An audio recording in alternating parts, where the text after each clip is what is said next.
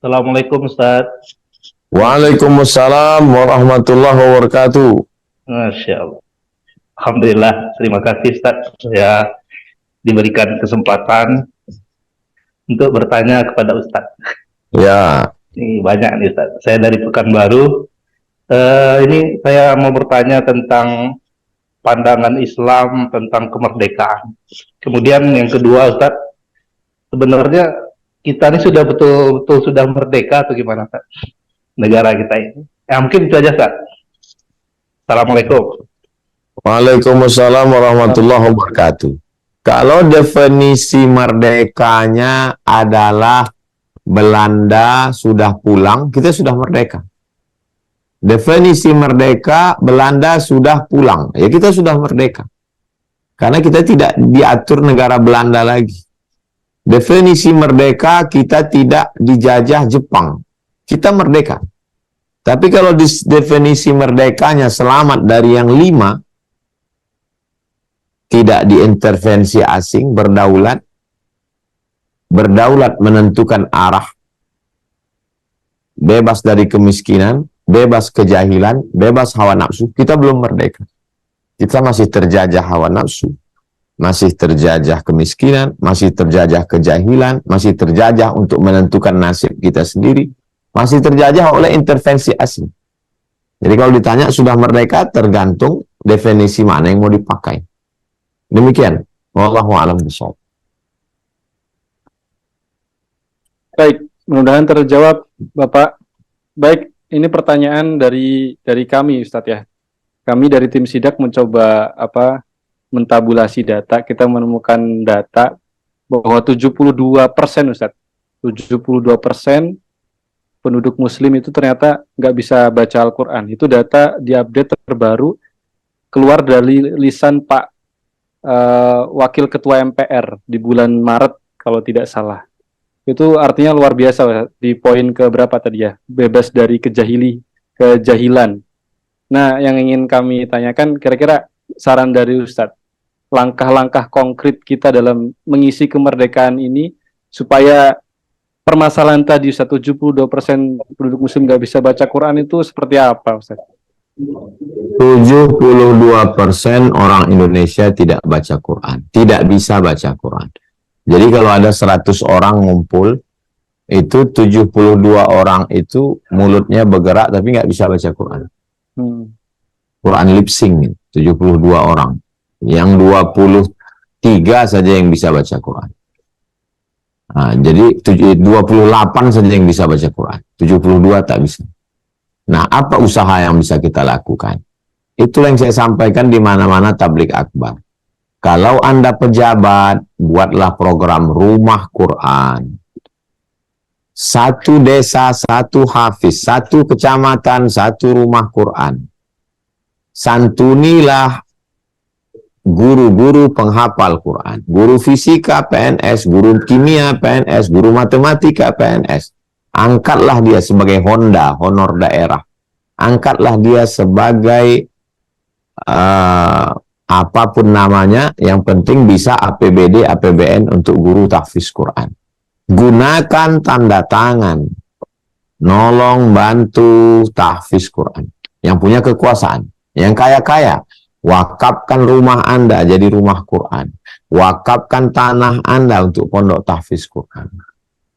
Yang tidak terlalu kaya, program sidak, program pembangunan pondok pesantren, malayudraku kullu, layutraku kullu. Yang tidak bisa membantu semuanya, jangan tinggalkan semua. Bagaimana lagi yang dilakukan? Tidak berkuasa, tidak kaya, tidak punya uang, anaknya diantar ke masjid.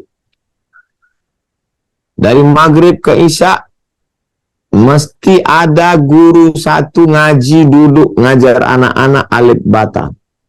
Dari maghrib ke isya. Bapaknya ikut ngantar anak, ibunya ngantar anak, bapaknya ikut ngaji di depan, bapak ibunya ngaji di belakang. Buat halakoh. Maghrib ke isya 45 menit. TV, handphone semua mati ke masjid. Jadi tidak lagi ada alasan. Yang punya jabatan, yang punya kekuasaan. Setiap pagi di medsos, apa yang diposting di situ? Bagaimana cara baca Sodaqallahul Azim. Sodako. Sodako. Allah. Sodaqallahul Azim. Ini bacaannya sod. Baris atas so. Ini dal. Soda. Ini ko. Sodako. Bayangkan kalau setiap kita punya posting mendidik begitu setiap hari. Jadi semua kita bekerja sama-sama bekerja, yang penguasa dengan kekuasaannya, yang kaya dengan hartanya, orang tua, ustadz memotivasi, insya Allah selamat dari buta huruf Al-Quran. Demikian Bang Alvin. Baik, barakallah. Terima kasih Ustaz. Berikutnya kami persilahkan ya dari Musola Khairul Anam, Amal. Assalamualaikum warahmatullahi wabarakatuh. Waalaikumsalam warahmatullahi wabarakatuh. Izin bertanya Ustaz. Waalaikumsalam. Silakan disampaikan pertanyaannya. Begini Ustaz, banyak kejadian orang atau keluarga itu belum merdeka dari hutang riba Ustaz. Kemudian apakah apabila dia hanya memiliki harta misalnya satu buah rumah, dia harus menjualnya dan menyewa karena itu utang riba itu sangat menakutkan akibatnya. Mohon saran kalau ada permasalahan seperti itu bagaimana? Apakah dia harus menjual rumahnya atau harus bersabar dan berusaha terus? Demikian Ustaz. Insyaallah. Keren pertanyaannya. Kalau dia punya rumah, rumah itu pokok. Kalau dia punya motor, motor itu pokok. Kalau dia punya kebun 2 hektar, kebun kelapa sawit, kebun karet, sawah padi, tidak ada mata pencaharian lain, nggak pandai dagang, cuman itu pokok. Tidak boleh menjual pokok untuk membayar hutang. Itu kaedahnya. Tak boleh jual rumah, jual motor, jual sawah untuk bayar hutang. Hutangnya dicicil aja sampai selesai. Setelah selesai, jangan hutang riba lagi.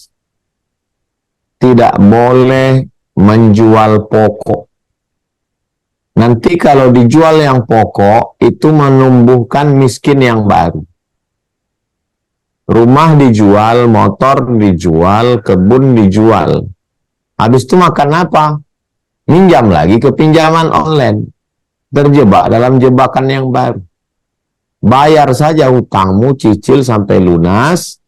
Nanti habis itu hiduplah dengan qanaah, bisnis, rumah punya, kebun punya, motor punya. Tidak boleh menjual pokok.